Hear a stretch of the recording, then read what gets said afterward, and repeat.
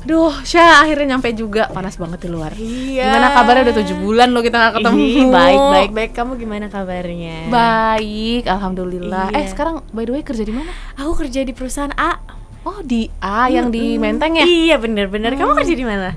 Aku di perusahaan Borneo. Oh, Borneo. Loh, bukannya sebelumnya kerja di ini ya, perusahaan Atlas? Ya elah, Atlas mah itu bulan berapa ya? Bulan Agustus kayaknya. Aku tuh udah sempet pindah ke Dewi Sri juga. Oh, udah sempet di Dewi Sri. Iya.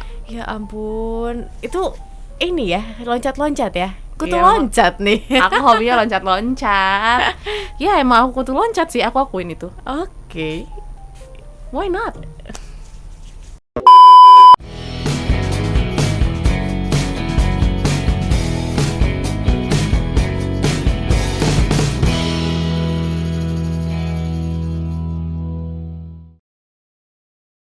Halo. Hai. Jumpa lagi sama kita nih, Tasya dan juga Audrey, kali ini kita akan bahas tentang kutu loncat. Bukan yang ada di kepala ya, karena aduh gatel jadinya. Tapi yang ada di perusahaan-perusahaan zaman now atau biasanya sih anak milenial ya yang jadi kutu loncat. Bener, salah satunya Audrey mungkin yang tadi pengalamannya udah kerja di perusahaan Borneo, Atlas, dan juga Dewi Sri. Perusahaan apa itu ya? Ya udahlah, kita karang-karang aja. Tapi ini menjadi fenomena yang menarik banget ya small listeners, karena mungkin untuk kamu para HR udah ngeliat nih ya, banyak sekali CV-CV atau track record calon-calon karyawan di perusahaan kamu yang kok kerjanya 3 bulan, 4 bulan, 2 bulan. Kayak kalau mungkin generasi baby boomers ya, itu bisa 10 tahun, 15 tahun. Awet ya. Awet banget gitu, kayak hujan di zaman sekarang. Benar. Tapi di era saat ini memang kelihatan banget face-nya anak muda untuk mencari sesuatu yang baru tuh beda deh. Bener. Nggak lama ya untuk bekerja di sebuah perusahaan, terutama itu anak muda zaman sekarang. Ya tadi dengan waktu-waktu singkat dia bisa pindah satu tempat ke tempat lain, pindah ke tempat lain, pindah ke perusahaan lain. Mirip banget kayak kutu loncat. Makanya itu diistilahkan sebagai kutu loncat. Tapi apa sih Dri alasan gitu ya dari orang-orang yang mungkin suka melakukan kutu loncat ini? Iya, kalau bahasa Inggris, bahasa kerennya namanya job hopper. Job gitu hopper. Ya. Jadi sebenarnya mereka berpindah-pindah itu ada alasannya gitu ya. Ada alasan negatif dan ada alasan positif. Okay. Alasan negatif biasanya ya karena mungkin terjadi gesekan antara satu dengan yang lain di dalam perusahaan itu ya, atau hal-hal positif. Kita mau bahas yang positifnya aja sih ya. Mungkin dia pengen mendapatkan gaji yang lebih atau pendapatan yang lebih. Ternyata di perusahaan Dewi Sri tuh lebih gede gajinya sih, makanya aku pindah gitu. Oke, karena tuntutan zaman juga kali ya, tuntutan hidup di mana-mana sekarang semuanya naik gitu, tapi inflasi. Gajinya gajinya nggak bisa mencukupi hidupnya, makanya itu yang membuat dia pindah. Atau Dri, smart listeners, karena masih mencari passionnya tuh apa? Yes. Jadi belum match gitu di perusahaannya. Gitu, karena anak-anak zaman sekarang tuh lebih mementingkan value. Atau mungkin ya Syah ya, ini aku juga sempat ngobrol sama teman-teman dari Power Character. Kamu bisa dengerin Smart Character, kita sering banget bahas ini. Jadi zaman sekarang anak-anak muda kayak levelan kita nih ya, generasi Z dan Y, lebih suka melihat sebuah value di dalam perusahaan. Bukannya kita melihat gaji sih sebenarnya jadi prioritas juga.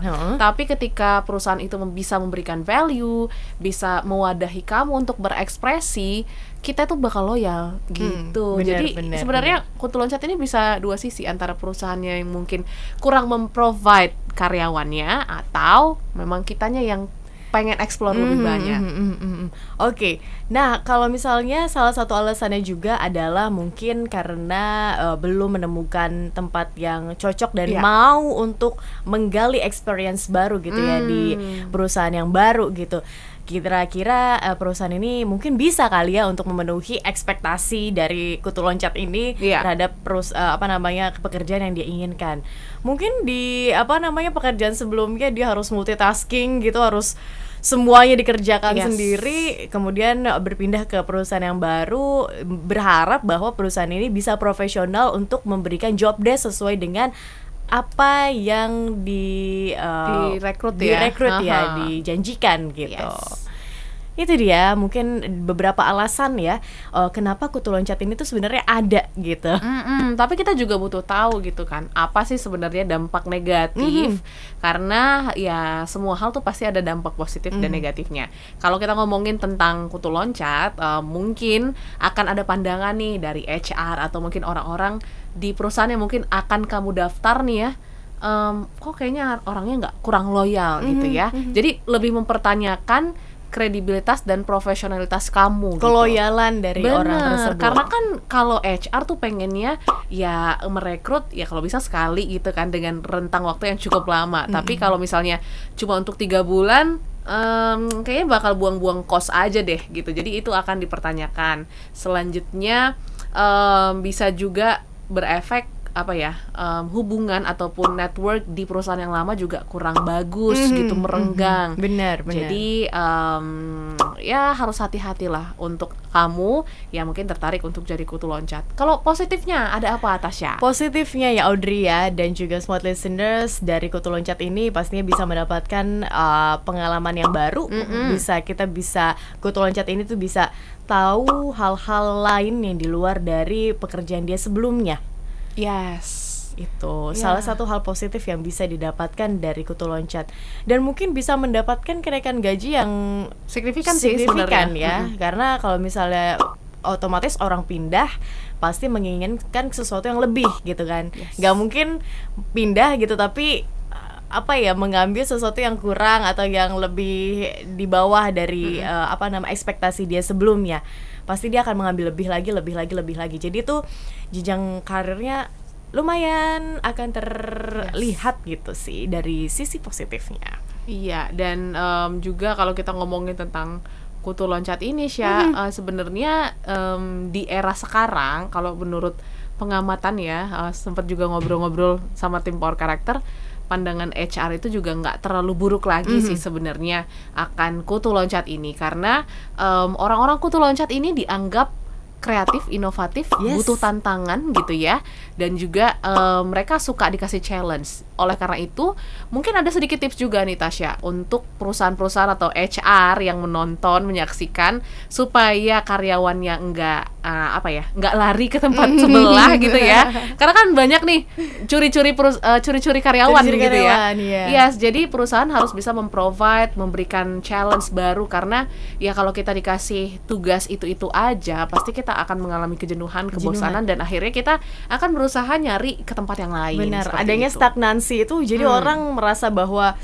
kayaknya I'm not belong to here anymore gitu kan.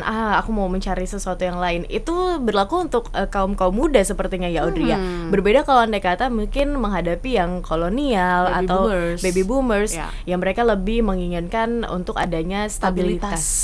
That's right. Gitu. Yes, jadi sebenarnya mau jadi kutu loncat atau kutu diem ya, kayak baby boomers mungkin ya, it's up to you. Tapi yang pasti yang harus di highlight ketika kamu memilih untuk jadi kutu loncat, please tinggalkan jejak yang baik gitu ya di perusahaan sebelumnya, karena siapa tahu, who knows gitu kan, kamu akan direkrut kembali gitu kan, atau mungkin kamu akan berhubungan kembali bekerja sama dengan perusahaan Yes. yang lama, sehingga nanti juga ke depannya karir kamu juga bisa akan semakin sukses dan melambung tinggi. Wow, oke. Leave the legacy.